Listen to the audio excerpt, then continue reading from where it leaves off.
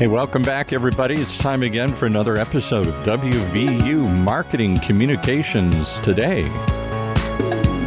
Coming to you live, as always, from the campus of West Virginia University. It's a syndicated show that sits squarely at the intersection of data-driven decision-making and modern marketing practices. With the modern marketing wizards that they have on staff, we have many to choose from. Today, we chose Michael Lynch. Hey, Mike. Thanks, Paul. And I'm wishing you and all our listeners today a very happy Thanksgiving and a happy holiday season. A lot of things to be thankful this year, and not the least of which is my returning guest tonight, which is Bonnie Harris. I'm great. How are you? Are you planning to eat a lot of pie today or not? Just a couple of hours. I will tell you, the aromas in the kitchen right now are absolutely killing me this morning. And I just had to leave. I'm just so glad I had to come down to the studio and do this podcast today, because I was just becoming absolutely ravenous. Me too. I just could not wait. I don't know, maybe probably one of the most important things of the season is it tends to become a time when we all seem to have a little bit of an attitude of gratitude. I think gratitude is really important when it comes to our customers, and obviously gratitude is important when it comes to dealing with other people and dealing with the people in our lives. And that's one of the things I'm happy about, is that Bonnie's here today, and we're going to talk about gratitude. And gratitude toward clients, gratitude toward customers, and how companies really do show gratitude. So, Bonnie, when you think of gratitude, what exactly do you think of when you hear that? When I think of gratitude, I think of something that goes beyond rewards or anything that's programmatic. I think about things that reflect true appreciation for clients or customers and that are authentic. So gratitude isn't getting a bunch of points. It's not getting, it may include some kind of reward in the mail, but usually when brands are really good at showing gratitude, it's personalized. It's personalized to the person who's receiving it. It's event related. In other words, it has to do with a certain, something that's happened or that's beyond just a purchase. And a lot of times it's very ad hoc, and it comes out of the culture of the company in a very organic fashion. So it's not a process type of thing. And people can really tell when it's authentic and when it's kind of a rote sort of process or very cookie cutter. And that to me is through, I guess, line between authentic gratitude and just rewards or thank yous that would come no matter what. Sure. How can you tell, though, really, when a company really appreciates its customers? Well, again, I think it goes back to companies that, say you buy something and there's an automatic response. Gee, thanks so much. We love that you're our customer. Well, there's no way that response was created just for you, or you're on social media and you get some kind of message that seems very sanitary, for lack of a better word, and maybe doesn't use your first name, or if it does, it kind of sounds like a chatbot might have created it. Again, I think that as human beings, we're really good at identifying things that come from brands and companies that are quote unquote triggered by some kind of process or some kind of event, and that really come from the heart and from the human side of a particular company. I flew on Alaska Airlines for the first time in a long time about a month ago. And I used to fly on that airline all the time. And when I was working on the West Coast, and I would get random notes from them with little upgrades, certificates and things like that really weren't because I had reached a certain level, something that kind of came out randomly. It looked like somebody had said, wow, she's flown a lot on our airline, and we're going to send her this. When I flew on Alaska this time, the same thing happened. I had to change my flight. And when I talked to the customer service rep, you get to change it once. I guess she was great. I mean, I got somebody right away. She said, thank you for your business, all that kind of thing. And then I got a little email that said something that was very specific to our phone conversation. And literally it was the customer service person saying, is that good? Is that going to work for you? Let me know if you need anything else. Here's my personal phone number and email. I mean, that's the difference between Delta sending me a canned message with a survey, which is what I get from Delta. Does that make sense? Well, it makes perfect sense. It also reminds me of a program that I was involved with when I was the director of loyalty marketing with a large restaurant company. Every year we would come up with initiatives of how we were going to do something special for our gold members, our top flight members. And I remember one year, the partners all got together and they said, okay, what we're going to do this year is whenever a gold member presents his or her member card when they're paying their bill, we're going to have a manager go out to the table, drop off the check, and thank the guest for coming in. Well, about a week later, I started getting phone calls from these customers and guests who just kept saying to me, you never believe what happened. A manager came by and thanked me for my business. And it's amazing how much authentic gratitude. And it's also, it sounds really like it was resonates. Triggered by an automatic thing that kind of helped you know that someone was out there, but it was a human action. And I think that's a big part of it too. And the thing is that the customers were not expecting it. And it was something that, again, as you mentioned, was something that a human actually had to go out and do. But on the other side, it was really interesting because our managers also reflected back to me how nice it was for them to actually put a name to a face and to be able to actually recognize literally their best customers. Can you think of other cases where gratitude would really be an important part of a post-purchase Sure, and step in the buying cycle? I think that we think about it after the sale, but it can happen at any stage in the buying cycle. But typically, it's after the sale or even the non-sale. Thanks for stopping by, even though you didn't buy anything. One of the big ways that brands show gratitude is by giving back to the community. And it can be about a social responsibility program, but when it's hyper-local and they're actually doing things for the community, it can go a really long way. For example, Patagonia does a lot of kind of local neighborhood things. I work with a group of dermatologists who regularly, it's a very large practice, but they post free skin screenings at locations around the neighborhoods where their practices are. And so people can just show up once a year and get a free skin screening. And that kind of shows that they're contributing back to the community, that they're grateful for having that presence in the community. I think to some extent when you see brands that are sponsoring baseball leagues and things like that, it's the kind of gratitude and thank you where they probably aren't getting that much return on investment, so to speak, but it's showing that they're kind of giving back. And I think in some ways, when you think about paying it forward, that's one way of showing gratitude, as well as going back to the actual customer and just saying thanks. I think it's also about, like with your example, Michael, it's about personal appreciation. So as we all know, personalization is incredibly important, and it's really important when you're trying to convey a kind of an emotion like this. And when it's not personal, you can tell that it's not authentic and it just falls flat.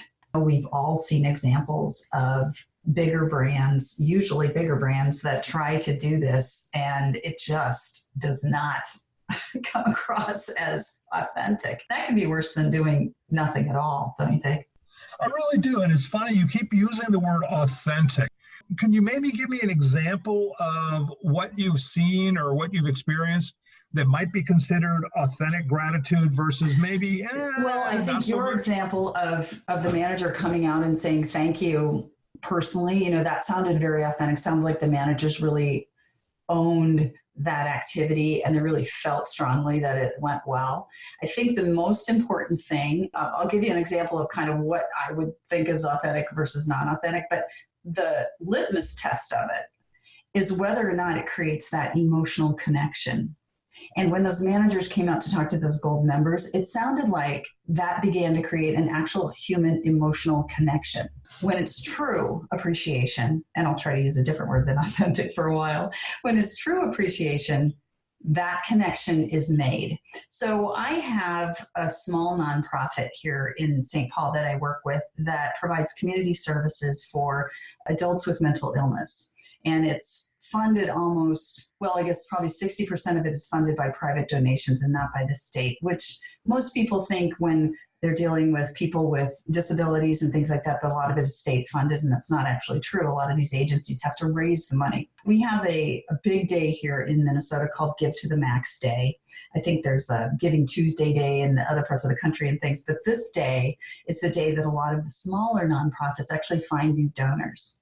What Vail Place does to show its gratitude for its donors, and remember, sometimes they have a lot of donors, is members, they have clubhouses, so these adults are members of the clubhouses, make individual videos thanking each individual donor for their donation. And those videos are put on social media, they're on their YouTube channel, and they're sent to each donor individually in an email from the executive director.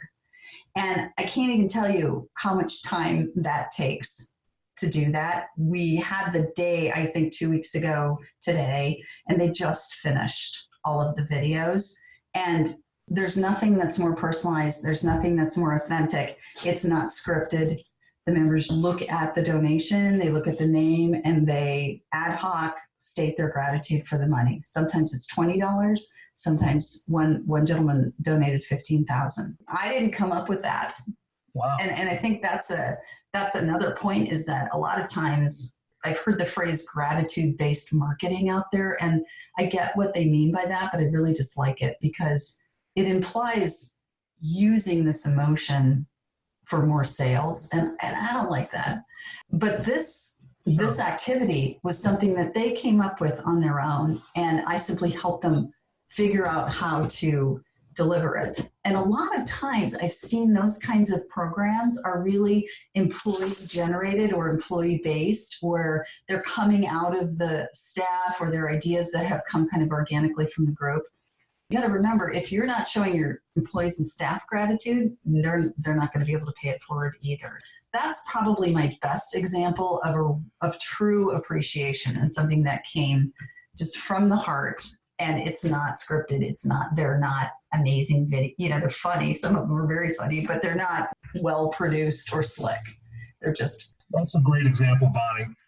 I think we're really starting to get into the feeling of Thanksgiving here and the feeling of gratitude here. Let's take a little break. And when we come back, we can talk maybe about some companies that really do a very good job showing gratitude to their customers and clients. Okay, well, this will give you long enough just to pause and digest some of the mind-blowing stuff we're talking about here. There's a place you can learn more of these kinds of cutting-edge concepts. It's West Virginia University's online data marketing communications program, first graduate program of its kind in the country, focusing on strategic thinking, problem solving, and informed decision-making. We're trying to do here today, get some informed decision-making data. The Data Marketing Communications Program prepares you for a career in all these exciting new fields by learning the innovative tactics from award-winning faculty like those presented here each and every week. You can learn more. DMC for Data Marketing Communications. DMC.WVU for West Virginia University. .edu. DMC.WVU.edu. Okay, we're back now. Bonnie, before the break, we were going to get into who do we really think, what companies really do show great gratitude, and how do you think they show? I think that companies show gratitude, as I mentioned before, in a lot of different ways. As I mentioned, Patagonia does a lot for its community, does a lot of work in recycling in specific communities, and so that doesn't necessarily drive more customers to them or drive any revenue to them, but it's kind of the idea that by really trying to recycle or help recycling facilities, they're paying it forward. And Patagonia is one example of a company that's used social responsibility for a long time to try to pay it forward. It's a brand that you may not know, that if your zipper breaks on a Patagonia sweater, you can take it into the store and they'll fix it. So you can actually have your clothes repaired at Patagonia. You can also go in and swap your clothes. So they'll take old Patagonia and like give you a discount on new Patagonia. I mean, to me, that's being grateful for your customers, because most brands don't do that. I look at American Express, which used content as a way of, I think, kind of being grateful. They started a website for small business marketing a long time ago. And obviously it was part of their marketing engine, but this website has so much content on it. They spend so much money managing and editing and getting contributors. And it's actually not that easy to become a contributor either, unlike Forbes, as we know, which is kind of becoming a content mill. But they spend a lot of time making sure that it's really, really good content. They use editors that came from editorial media, and it's grown into this giant community that they manage. And to me, yes, their brand is on there, so that is good for them. But at the same time, I think they could have done something that was much smaller, kind of quote unquote looked good, but really didn't deliver the value this content engine delivers. To me, that's giving back to your customers and giving back to a certain segment of your customers with a lot of really valuable information. So that's another example. I don't know, Michael, do you have other examples of brands that you've run across that you think are grateful? I find personally that very often it's these small local companies that I do business with quite often that tend to show me the greatest gratitude. And very often that's not necessarily in the form of what we used to refer to, well, what they still refer to in Louisiana as lagniappe, just a little something extra, that baker's dozen, that little discount on whatever you're buying. But the gratitude very often comes in the form of information and upcoming events. And did you know what was going on in the neighborhood? And did you hear about that the highway is going to be under construction for the next 2 weeks, and maybe you need to find another place to go? And I think a lot of the gratitude that I've received has come in the form of just creating friendships and making my life easier and making a merchant, for lack of a better expression, part of my life and almost part of my extended family. I try to keep an attitude of gratitude myself as best I can. But when you get that sincere thank you, when you get that sincere, I'm so glad to see you greeting, to me, that means an awful lot. And that can happen at a local merchant, or it can happen with a national brand, or it can even happen with something that you might not have such a great contact with. I've had contacts with online auto insurance companies that have chosen to keep me informed of what's going on, of highway construction, things that I need to know about, of ways I can save money, on ideas about, they know what kind of the car model I have, so they might have some ideas about upcoming models or upcoming things I want to know about. But to me, it's a lot of it seems to be about taking a personal interest in me and appearing to really care at the end of the day about more than just making the cash register go ka-ching, if you know what I mean. Right. Or I think you brought up a really good point about the cash register too, in that it's not triggered by a certain level of buy. To me, authentic gratitude, and I'll try to use it the last time there, it's not triggered by a rule. It's an expression of that connection that you talked about. This is where smaller brands really can compete. I have another e-commerce software company that I work with here called Insight Software, and they compete with a brand that's owned by Adobe, which is, as everybody knows in the software business, just a juggernaut. Huge amounts of marketing money. Insight can't compete in terms of advertising with them. But their CEO spends a considerable amount of time visiting with customers, going out to meet customers, calling customers just to find out what their experience has been like and to thank them. even though they're small, they do a very big user conference every year that has a lot of content that's basically free to the people who use the software. And although that's kind of a standard thing for most companies, this is a really small one. So it's a huge spend, but it gives them a chance to sit down with their customers, help them learn how to use the tool better. Many of them may not actually buy anything more from coming to the conference, but there is this feeling. I've written quite a few case studies for them. There's this feeling when you talk to the customers that they have a relationship that has some trust and has some value-based emotion behind it that's beyond what you might get if you're buying something from Salesforce or Adobe. And so that's, I think that's a really, really good point too, is that sometimes smaller is more nimble and sometimes smaller is able to convey emotions a little bit more organically than a big one can. It's funny because this conversation reminded me of a couple of incidences that I've been involved with. One of them is when I was running a small restaurant company up in the hills of North Carolina. And at one of the restaurants, we hired an 80-year-old man to come in and work on Sundays. And he was not a church-going man, which made him unusual for the neighborhood. But all the church-going folks used to love to come to see him after church. All we would have him do is just greet people when they walked in and thank them for coming in. And when they got done with their meal, he was by the front door and he thanked them for being there. And when I was in the casino business, it just dawned on me that really this is showing gratitude and showing thanks and showing appreciation.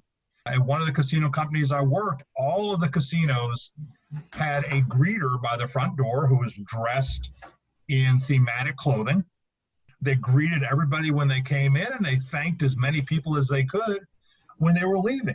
You talk about it's not really the value of the purchase, but one of the things that I would impress on my employees when I was running a marketing department at a casino is to make every customer feel that whatever amount of money they spent that day was the best value for money they got that day in anything that they purchased.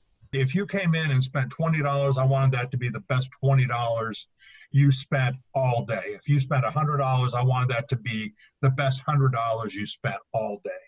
And I think a lot of that does come down to thankfulness. It does come down to gratitude. It does come down to really appreciating your customers and appreciating the fact that you realize that they're the ones that make you go, that make your operation go, that make your company go. People used to ask me about how difficult sometimes it might have been to work in a hospitality environment when you get customers who might be in a variety of moods. And of course, this was when my children were younger. I would tell my employees, I look at every one of those customers that has an issue, that has a problem. And the first thing I think about is, this is the person that is allowing me to feed my children. I think that attitude of gratitude, that belief that showing appreciation really is not only good business, but it also is a wonderful way to raise yourself up as an employee, raise yourself up as an entrepreneur, and really create not only a sense of business, a sense of organization, but a sense of community. I keep using that expression, attitude of gratitude. What does that expression Well, really I think that Bonnie? I'm going to give you my personal philosophy, if that's okay. I think that there really, Please. When I sit back, I think there are two kinds of people that in the world. I think there are those that are grateful and there are those that are entitled. And I think that the way that we behave and our general attitudes towards everything can kind of be tied back to whether you feel like you deserve things or whether you really feel like you're grateful for those things. I mean, privilege and all of that is one thing, but I think that goes to brands as well. I think that there are brands who feel entitled, and I think it comes across in how they market. Sometimes they could be a little bit condescending at times, If we think about car brands, Lexus had a real issue with that for a long time and did a lot of work, particularly with women, to be much more grateful for that business rather than just writing them off. I think a lot of car brands did probably many years ago. When Wells Fargo was having all of its issues and still has issues with the pipelines and everything, they implemented this new customer experience program. And I don't know how many Wells Fargos you have where you guys are, but they're all over Minnesota because they bought Northwest Banks years ago. And you would walk into the bank and this person would walk up to you with this canned greeting, asking if they could help you. And all you wanted to do was go deposit a check or do something like that. And it was actually annoying. And the tellers had to ask you it was clear they were asking you a bunch of questions about your personal life that they were given. It was not genuine, and it was basically just a time waster. And at the same time, they were doing other things like taking out the coin counters and things like that. So Wells Fargo, to me, felt like they were simply putting that Band-Aid on there because they were told they should, but it came across as not as a genuine program. Whereas there's a company called Chewy, which is, I don't know if you guys are pet owners, but okay, well, let's talk about Chewy, because who the heck launches an online business against Amazon? And they haven't been around that long when you look at it, and wins. Chewy has some of the most loyal customers I've ever seen, because when you order from them, I think they actually know who you are. I don't know, have you ordered from them quite a bit, Michael? Or yeah, so I mean, you get notes. Oh, yeah. My Helga and my Fritz know Chewy very, very well, and right. They have very much of an attitude of gratitude. Mm-hmm. And Chewy does a lot of stuff for rescue organizations, as many of the animal, like Purina does a lot too. I mean, a lot of them do, but Chewy has this way when you order something from them, or if you interact with them at all, seriously think they know who we are. Like, they must have some kind of database that has ad hoc comments about the last conversation you might have had with them. I mean, they go out of their way to do things. I had a friend who had dog food coming and his dog died, and he called to cancel the order, and they called him. And it makes me choke up every time. Of course, they canceled the order, but they donated several bags of dog food in his dog's name to a local rescue. I mean, that's the sort of thing that you can't duplicate with an Amazon that gives you the occasional coupon. Here's $5, and you can apply it to that. Chewy has the most loyal fan base I've ever seen. There's even a smaller one called Adams Supplies that's mainly a horse supply. And from what I understand, a couple of years ago, one of the workers was like talking to somebody who was ordering and helping them with their order, and the person had decided not to buy socks. They were thinking about it, but they didn't. And so the worker just threw the socks in and said, hey, just throw these in. You can send them back if you don't want them, but we thought you might like them as a gift. And so now, and it went over so well, now from Adams, a lot of times you'll just get a random extra item with your order. It's never based on any kind of level of sale. It's never based on anything that I can tell other than the customer service person just felt like doing it. And it's really cool. So those are examples where, I mean, those two brands are up against Amazon and everything, and they're winning because they come across like they're really grateful for their customers, and it's genuine, and it's not triggered, and it's not a rote program or a rewards program. Well, Bonnie, I've got one more story about gratitude. And actually, one of the things I loved about West Virginia, I was at a McDonald's in rural West Virginia, and it was very late at night, and I was on the road traveling from one place to the next, and they messed up my order. And I said, I don't really care. I just need to relax and take it easy. I just want a sandwich and some fries and a drink, and I just gotta, I'm just here to take a little break. Well, they were getting ready to close, and just as I was getting up from the table, the manager came over and said, we don't get too many people in here that are that gracious and that kind to us. And one of our employees in the back said, wouldn't it be nice if we gave him some more food to take out of the road with him. And she handed me a bag, and I walked out the door. And I've been talking about McDonald's ever since. And I think they're doing pretty well. Oh, sure. But Bonnie, before I let you go, want to be sure that we talk a little bit about wax marketing and what you guys are doing up in St. Paul. Okay. Well, we're doing things all over the U.S. Actually, Wax Marketing is an integrated marketing and communications firm that I founded 18 years ago. We work with mainly B2B companies and also nonprofits on their integrated strategy and the implementation of that strategy. And you can learn more about us at waxmarketing.com and reach me if you have questions at waxmarketing@gmail.com. Well, I am incredibly thankful and incredibly grateful today for the time you spent with us today, Bonnie. Thank you again so very, very much. And again, I want to reach out to everyone and wish them a very, very happy Thanksgiving and a happy holiday season. You're welcome, and happy Thanksgiving to you too.